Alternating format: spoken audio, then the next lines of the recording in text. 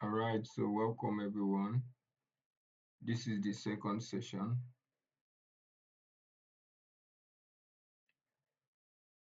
Before we start, I have a quick question for everyone. Is there anybody here that completed the assignment? Were you able to finish up your assignment? You can unmute your mic to speak, or just raise your hand, or you can just type yes or no in the chat.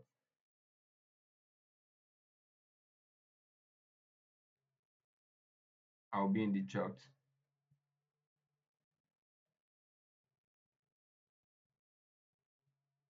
Were you able to complete the assignment that I sent to the group?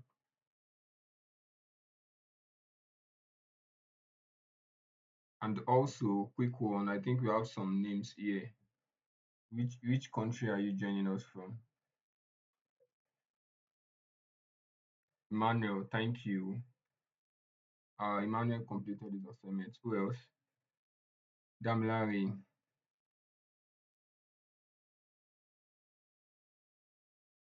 Esther, were you able to complete your assignment?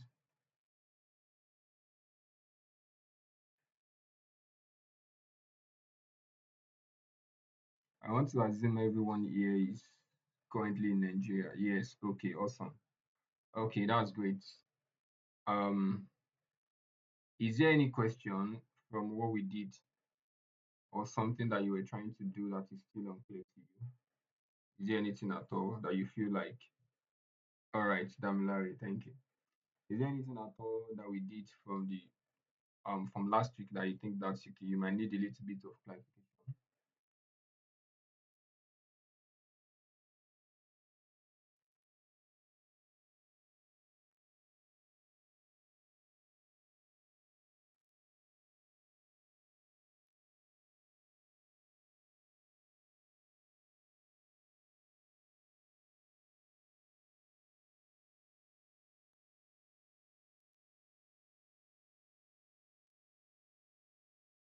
Okay. I guess that means there is no question. Everyone is clear with everything that we have done so far. Okay.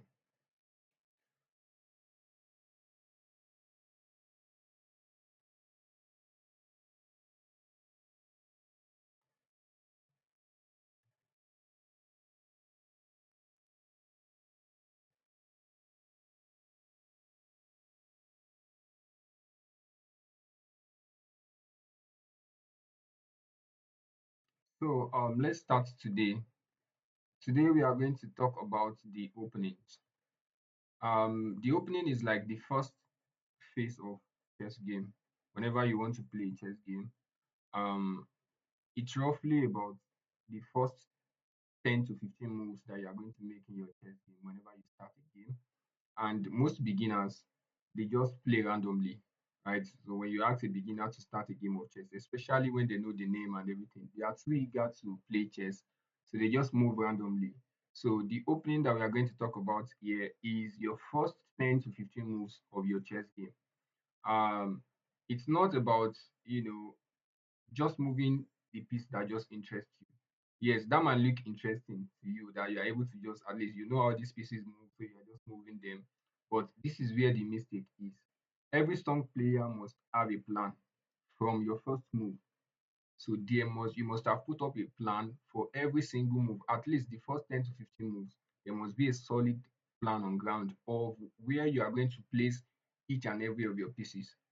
So tonight we are going to talk about 5 different principles that you need to follow whenever you are starting your opening phase, which is like the first phase of your chess game. That is your 10 to 15 moves. Whenever you want to play them, you have to follow and abide by these 5 rules in every of your game. So when you follow these rules, your opening will be very, very solid. No matter which specific move you play, your opening will be very solid because you are following these rules and you are sticking to the plan, right? So the first principle or the first rule we are going to talk about is control the center. I don't know if I mentioned it in our last. I hope you can hear me, please. I just need a thumbs up or a reaction, anything, just to confirm.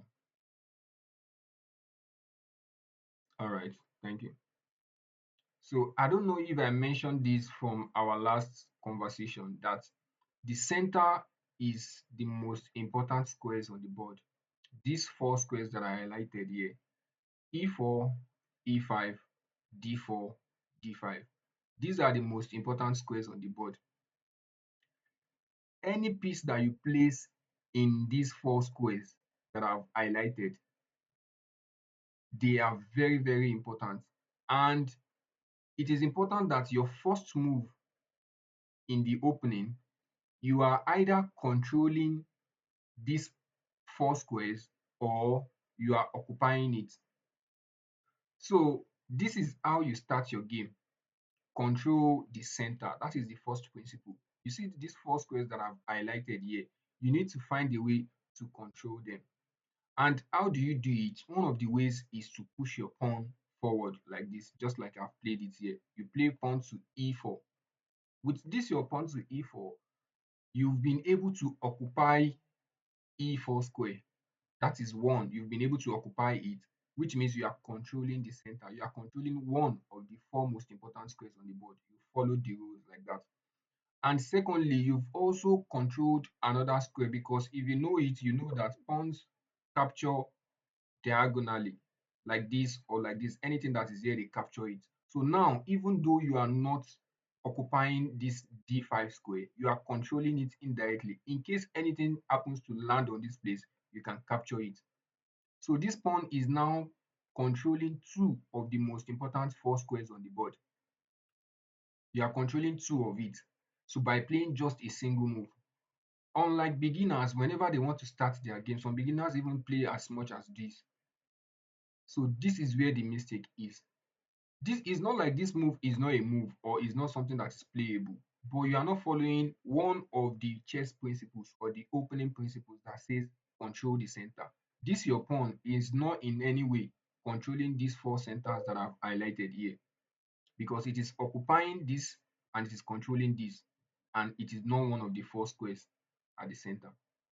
So that is the first principle. You want to push your central pawn, the pawn that is on e2 or d2. You want to push it to the center. So when you play like this, most likely your opponent will most likely respond with the same thing. When you play e4, they play this as well. They are also trying to control the center and also control one of the most important squares on the board. And the second principle is develop your pieces. There is something we call development in chess. It means that you are moving your pieces off the back row. Whenever you are arranging your chessboard, which I believe by now you know how to arrange your chessboard. Whenever you are arranging your chessboard, you usually have squares where you place your pieces. And in this case for white, these are where your pieces appear. Your rooks first, and then your knights afterwards. Yes.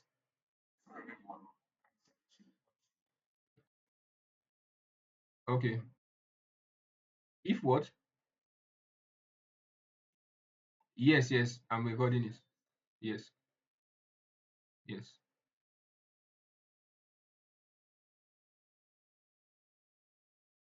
All right. Thank you.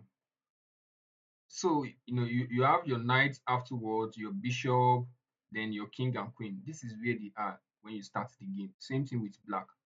Now, when you're about to start your chess game, you don't want all of these pieces to still be at this square where you arrange them. You need to develop them. You need to move them away from their initial place where they were when you arrange the board. You need to bring them out of the board. So that is what we mean when we say develop your pieces. You understand? So you should be able to move those pieces out of where you arrange them at the back rank and put them in what we call an active position. So one thing you need to take note of is that you need to move each of these pieces just once. So in your first 10 moves, your goal is that your knight is out from the first row where it is, your bishop is also out, and your queen is also connected to your rooks. How do you do that? So excuse me. How do you do that? This your knight should be out here on f3. You've been able to develop your knight like this. This is what we call development. Your knight is no more where it was when you are in the board. You've been able to bring it out, and it is now doing what? It is now also controlling the center. If you know how now it captures, it is also taking part in controlling the center. As you have done for this knight, you also do for this knight as well. And then your bishop will also be out on the board. This other bishop, after you've pushed your pawn, this other bishop will also come out. And then this, like I said, this other knight will be out. And then you've been able to bring out your pieces. So this is what we call development. So like this now, this is probably going to be the moves. Bishop will be out, bishop will be out, knight out, knight out. You push this pawn so you can bring this other bishop out. Same thing with black. You bring out your bishop, black brings out their bishop. Can you see? So this is what we call development. So you can see in your moves now, I think this is like the sixth move here. So in this sixth move here, you've been able to develop almost all of your pieces. So this is why we say that in the first 10 to 15 moves, you are following all of these rules and you have a plan already. You know what to do. So you shouldn't just be playing all of your pieces anyhow in the first um 10 to 15 moves. And the third thing we need to talk about is castle early. Castle early. We talked about castling in our last session. If you haven't, that means you have to watch the recording again, or you request for the link to learn how to castle. In your first 10 moves, the first thing you want to do is you need to keep your king safe, because the essence of chess is you being able to protect your king so that it doesn't get cornered and you get checkmated. So one of the safest places for your king is behind the pawn walls. So this is exactly what I'm trying to say. You have your king here, it is at the center. Your king is not safe here. It is prone to attack. This bishop can attack, the queen can come and attack, the knight can come in and attack. So a lot of attack can come in at this center. So what you need to do is you must be able to castle your king. Now look at this wall here, look at these pawn walls and this rook here. Your king is hiding behind all of this. It is very, very difficult for your opponents to get through these pawn walls and this rook before they get to your king. They must have put up a very tough fight. So which is why when it is at the center, it is prone to attack. But when you have castled your king, it is difficult for your opponent to attack it. So another chess rule you want to follow is that in your first 10 move at least, you should be able to have castled within those first 10 moves. So when I'm playing a chess game and I see that my opponent does not castle, immediately I launch an attack, because I know that when I launch an attack and they have not castled, it is easy for me to checkmate. So most times, one of the ways you know a beginner is that you see them not castle their king early. It's in the center of the board. So, and lastly, the fourth principle is that do not bring, not lastly, second to the last one, do not bring the queen out too early. Do not bring the king out too early. Take note of that principle. It says, do not bring the queen out too early. This is the queen here. Do not bring it out too early. It doesn't mean you shouldn't bring it out, but don't bring it out too early. I mean, in the 10 to 15 moves, you are still developing all of these your pieces. You can see that with all of these pieces now, I didn't move them more than once. I played my bishop once, this other bishop too, I played this once, my knight once, this other knight once. So all of these pieces, I've only played them once, then I castled. You don't need to move all of your pieces 2 times. So far, you are not under attack. In fact, your priority in the first 10 to 15 moves should be following all of these principles. So do not bring out your queen too early. One of the mistakes that beginners do is they try to bring out their queen very early in the game. You see players make a move like this, and immediately their queen is out here. So when this is like the second move here, and your queen is already out. So this is where your queen will start getting harassed. Then knight will be here starting to attack your queen, and then you need to move it again. And then the bishop will come, this pawn will come forward, and then there will be a bishop attack again. You need to move your queen again. So a lot of attacks will be coming in left, right, and center for your queen. Imagine you moving your queen how many times in the first move. Now it's only your queen that you've moved. You move it one, two, three already, and then you still have all of your pieces where you arrange the board. You've not developed any. While your opponent is ready to bring out bishop, castle, and you're not saying you won't get attacked and get checkmated. So do not bring out your queen too out early in the game. Your queen is the most powerful piece in on the board. So you understand. So in your first two or three moves, that shouldn't be your priority that you want to bring out your queen. What will eventually happen is that all smaller pieces will just try to attack it, and at the end of the day, it gets yes, Emmanuel. The hand is up, or was it before?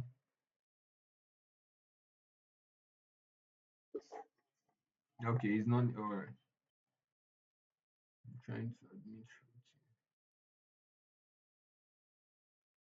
Okay, so do not bring out your queen too early in the game. So what you want to do is that you develop your minor pieces. You develop your minor pieces. The ones we call minor pieces are this: your bishop and your knight, your bishop and your knight. You develop your minor pieces first before bringing out your queen. You can see that with everything I've done so far, I've not brought out my queen. So this time now you can bring out your queen now, but not in the first two, three moves. And lastly, connect your rooks. Connect your rooks. Rooks are more powerful when they are connected. You see these two rooks here. Let me show you when the board is well arranged. Now you can see how far apart these rooks are. Look at the number of pieces that are in between them. These rooks now, they are less powerful in isolation. When they are isolated like this, they are not very powerful, unlike when they are connected. So it is important that you connect these two rooks by bringing out everything in between them. And look at after our everything, the only thing after we have developed and everything, the only thing in between these two rooks now is the queen. So imagine after my next move now, I play my queen here. You can see that my rooks are connected and they can walk hand in hand. Yes, you can see my screen. Okay, excuse me. I don't know what happened.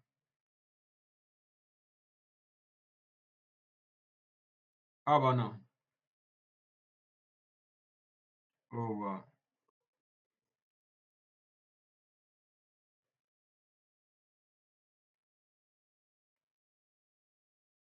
I guess it's still loaded.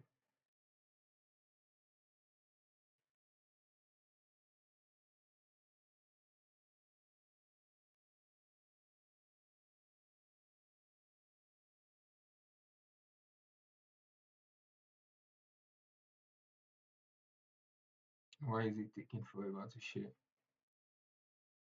Can you see it now?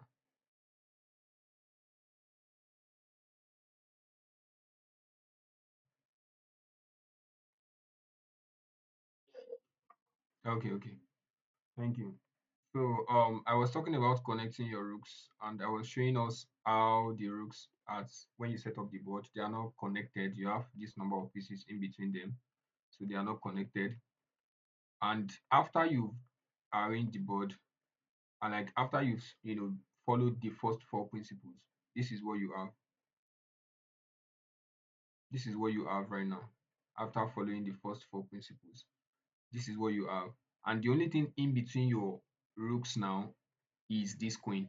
You've been able to castle, bring out your minor pieces, and all of that. Right now, you're ready to bring your queen into the game, and then by the time you move your queen to e2, you've connected your rooks. So that's another rule, chess opening rules you want to follow, or principle you want to follow. You want to connect your rooks. So after you castle, your rooks become, one. They work and support each other. And with those two, you can control a lot of board, right? So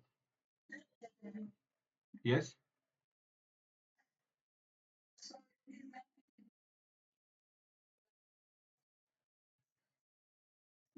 okay. It's not showing. It's showing.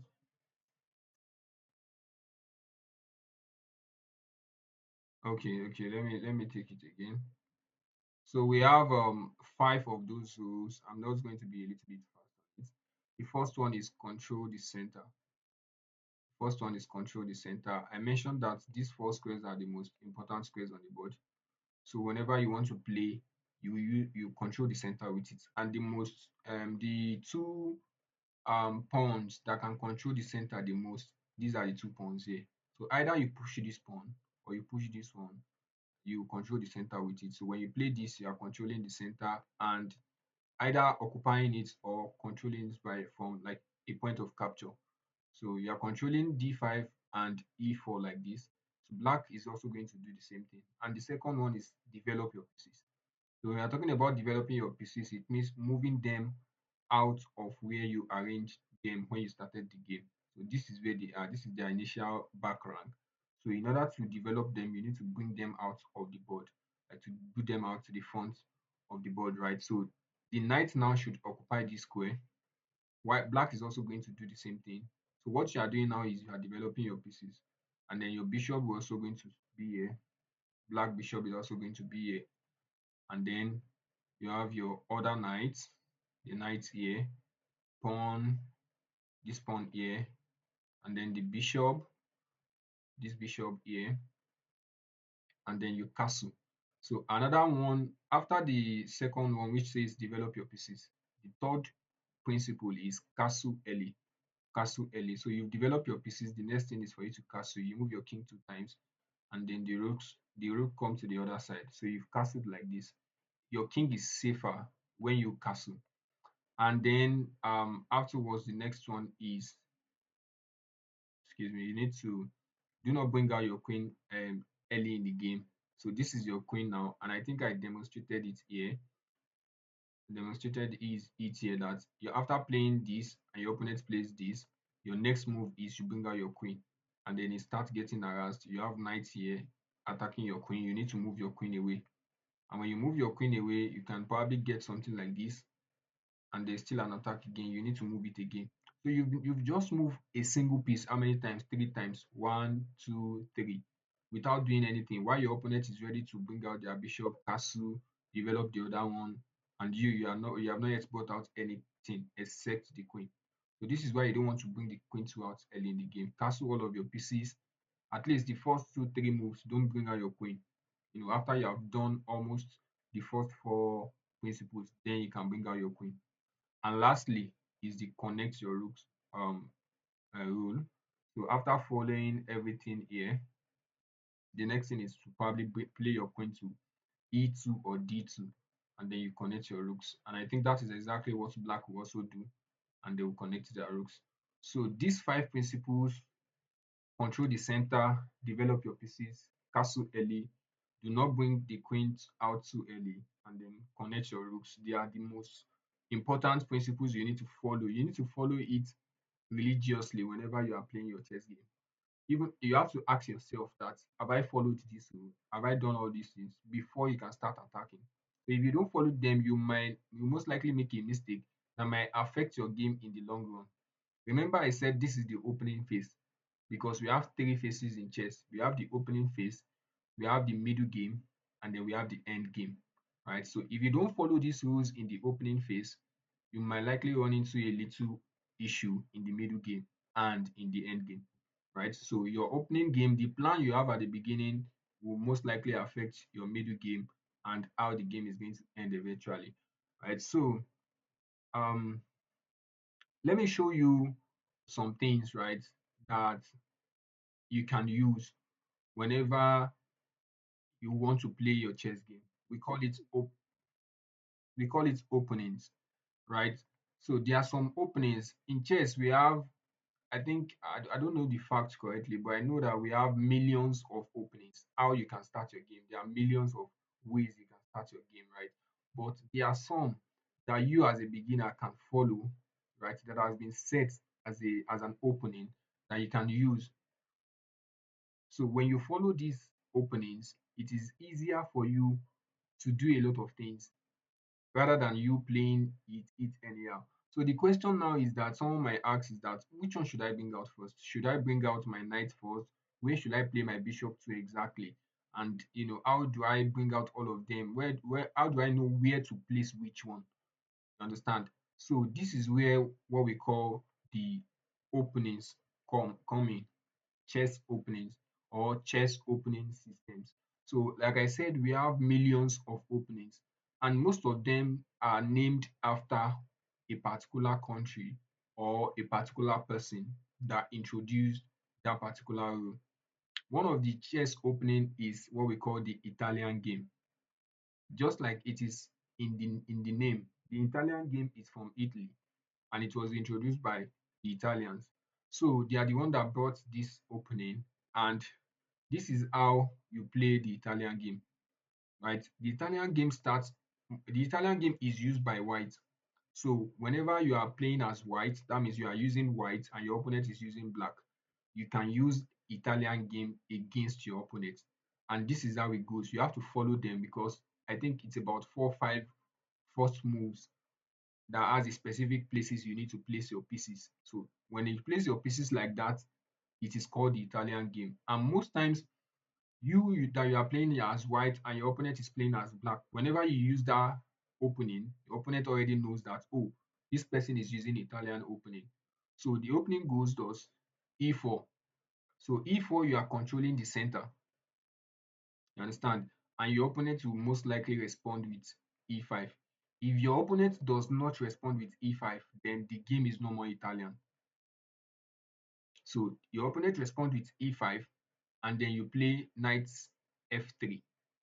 Knight f3, developing your knight and also threatening to capture the pawn on e5 because the pawn is not defended by anything. And your opponent is going to know this and they are going to play knight c6. When they play knight c6, they are doing what? Developing their knight and also using the knight to protect the pawn. So in case you capture, they have something to take back with. And then you play bishop to c4. Bishop to c4 solidifies the Italian opening. So this now is what we call the Italian opening because you've been able to develop your pieces and then you are ready to castle. You can see that this opening follows all of the chess principles that we've talked about. You are not moving your pieces more than once. You've controlled the center. You've brought out your minor pieces. In fact, you are even ready to castle in order to bring the rest. And look at this bishop here. This bishop is controlling this diagonal and is also eyeing one of the weakest black points or black square because this square is the weakest on the board, just like f2 is the weakest for white. Because the reason why this is the weakest is because it is only controlled by the king. It is only the king that is protecting it, and you can't be using your king to protect a lot of things because the king is considered to be, what you need to keep safe. So using it to protect something is like dangerous, kind of. So this is the Italian opening. Again, I'm going to say it again: e4, e5, knight f3, knight c6, bishop c4. You are playing as white, you use this Italian opening. So this particular opening, the Italian opening, it's over 500 years old. Even I don't know if some of you know Magnus Carlsen. Magnus Carlsen is like the world chess champion right now, and he uses these openings. Like he plays a lot of games where he uses this opening. This opening is very good because it follows all of all of the chess principles that we've talked about now. And then we have the London system. We have the London system. Right now, I've been able to tell us one of the openings that you can use whenever you are playing as white. And then it has to come naturally, right? It comes from like practice upon practice. So whenever you are opening, you can even cram it, right? You can cram it. It's good to have one or two chess openings in your arsenal, right? So whenever you are playing your game, you know that, oh, I want to use the Italian opening, and then you use it. So even if you want to cram it, you can cram it, right? So um for me now, I know a few openings as well that I use. If I'm playing as white, I know what to use. If I'm playing as black, I know what to use as well. So this is the same way as what you need to do, right? So another one that I want us to know about is the London system. We call it the London system. The London system is, just like the name implies as well, it's from London. So it was introduced by the people there, and it goes like this. Rather than playing e4, you are playing d4. So whenever you are talking in chess jargons, right? So whenever you see people that have chess knowledge talking about chess, you will always see them saying that, oh, I'm a D4 player, or I'm an E4 player. So what they are saying is that whenever you see someone starting a chess game and they are starting with D4, that person will consider themselves as a D4 player. While whenever you see someone that is playing chess and they are starting with E4, the person will consider themselves as a D4 player. So depending on what actually interests you in all of these like games, right? If you will see the Italian opening and you feel like, oh, maybe when I use the Italian opening, my opponents like checkmate me most, or I lose my game. I don't like the Italian opening. And then you now use the London system. You see that, oh, you really like the London system. You like how your bishop is positioned, or you like how easy it is for you to quickly checkmate your opponent. Then you can, work more on your London system. So the London system though is D4, while the Italian, the one I just explained now, starts with E4, and then e4, e5, knight f3, knight c6, and bishop c4. That was the Italian. So let's look at the London system. The London system starts with d4. Still the same thing. You are pushing the pawn to the center. You are controlling the center as well, and your opponent responds with d5. And afterwards, you play knight f3, and then your opponent plays knight f6, and then afterwards you play bishop c4. So whenever you see an opening like this is called the London system. So this particular opening is the London system. So this London system is considered to be like very logical. It is safe, and then it lets you focus more on the middle game plan.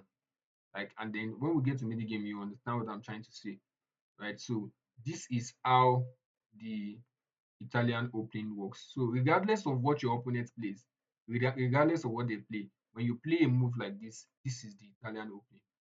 Because even when we say Italian opening, there can be several variations of it, right? They have several based on what your opponent responds with, right? So for example, now to continue this game now, your opponent can decide to play this, you understand? And then you push your pawn here, and then afterwards your opponent might play something like this, try to challenge the center, then you play something like this, and then they might play this to bring your bishop here, and then your bishop should always be on d3. This bishop should be on d3 because it will be controlling a lot of squares, and then you are ready to castle, and then your knight on b1 should be on d2. So basically these are different variations, like, but as you learn more you will learn about it. But the first four moves you need to learn is d4, d5, knight f3, knight f6, bishop f4, bishop f4. This is the London system. This is the London system. So let's answer some questions, right? I know a lot of us might have questions. Anything about the opening, or the principles that we've talked about. Okay.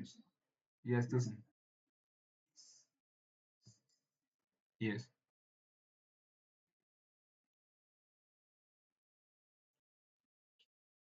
Okay.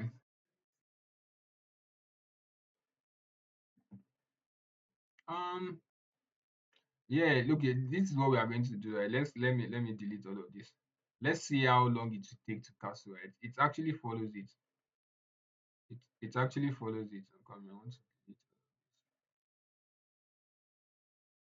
So it actually follows it. You are just looking at it because it takes a little while, right? But when you play this d4, your opponent responds with d5, understand, and then you play knight f3, knight f6, and then bishop f4, right? Whatever your opponent plays, maybe they played this. Your next thing is to push your pawn and bring out your bishop.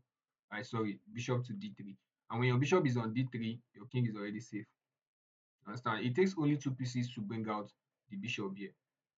It takes only two pieces. I know it's like easier when we are looking at the Italian, right? The Italian already, you know, e4, e5, knight f3, knight c6, and immediately you bring out your bishop, so you are ready to castle, right? So although it's a little bit more in the third move already, you have already brought out your bishop and you're ready to castle. While for um the London system, you probably castle in the sixth move or thereabout. So it's still quite excuse me, it's still quite early if we look at it. So all of your plans, opening plans, will be in the maybe 10th to 15th move, right? So you most likely still have enough time to say, oh, you want to bring out your bishop and you want to castle, right? So I still consider this London system quite it follows the rules, yes. Yes, Emmanuel. Yeah, you're welcome.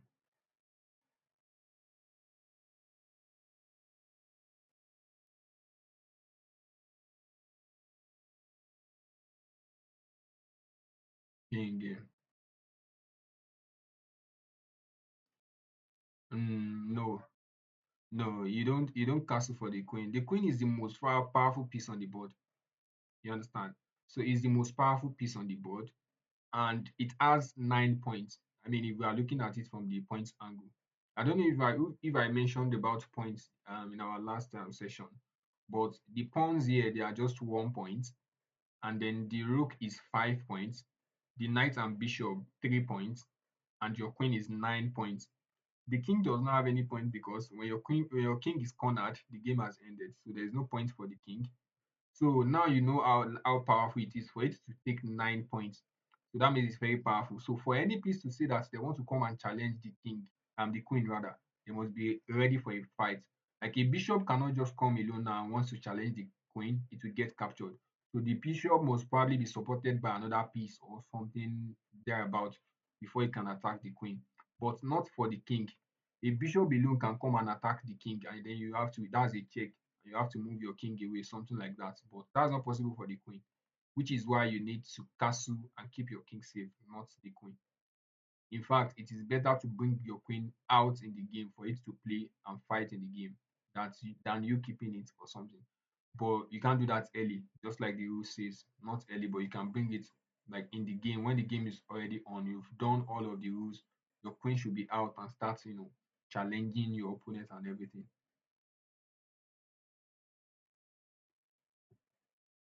Do you get that, Maya? Okay, okay, you're welcome.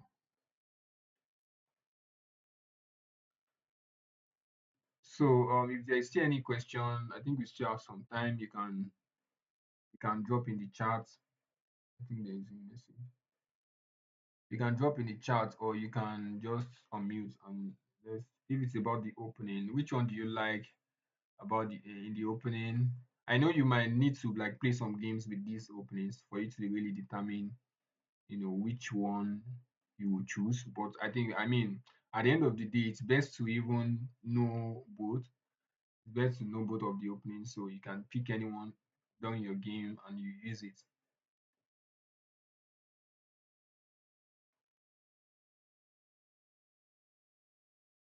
Okay. I guess there is no question then. That means we'll be ending this call earlier than, than the usual. All right, so we've been able to talk about the five golden opening principles in chess tonight.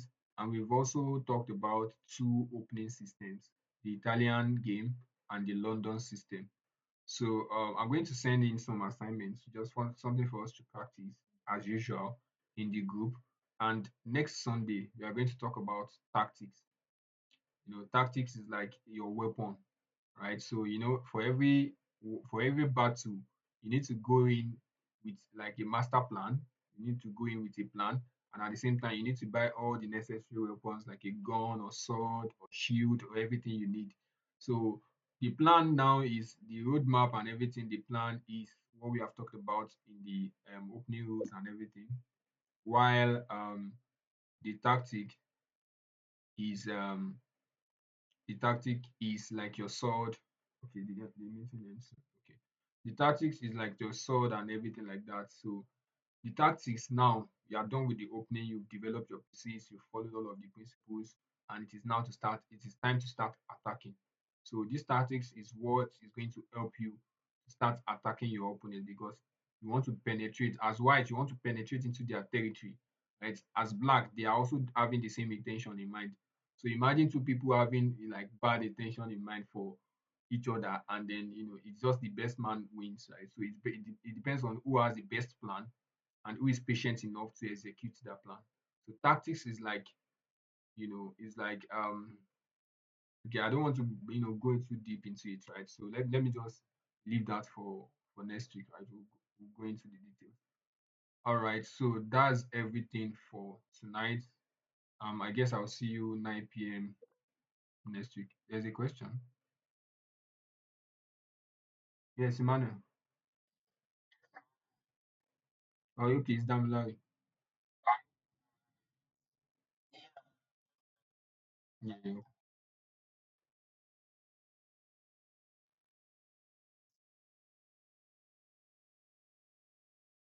yes,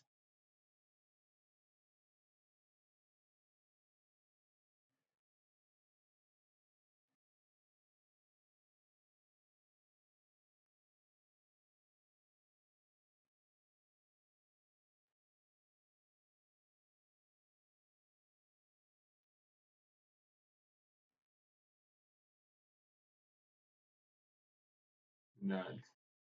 Yes, yes. That's a very interesting. Thank you. I think you need to meet your mic. It's affecting the. All right, thank you. So the thing is, yes, you are very correct. Unfortunately, it happens that whenever you are starting a chess game, white always goes first. So because white goes first, white has that advantage of playing the first move. So black is only defending, that is responding to white whatever white plays. So that is why I've always mentioned like white, white, white. Um, so but the thing is that as black, you also have your opening, but it is more defensive than an attack. So you will hear something like Sicilian defense, Caribbean defense, and so many other defense, Indian defense, and so many other defense like that when you are talking about black. But these are all responses. They are all like defense to what black and white has initiated. Although there are also some attacking openings as well from black perspective, but again, it is we can still it's not more like an attack because whatever white plays, if it is not in alignment with what you plan, it won't be an attack. It will just be a defense to what white has played. So yes, you are correct. It is just like a defense, but there are definitely openings as well for black.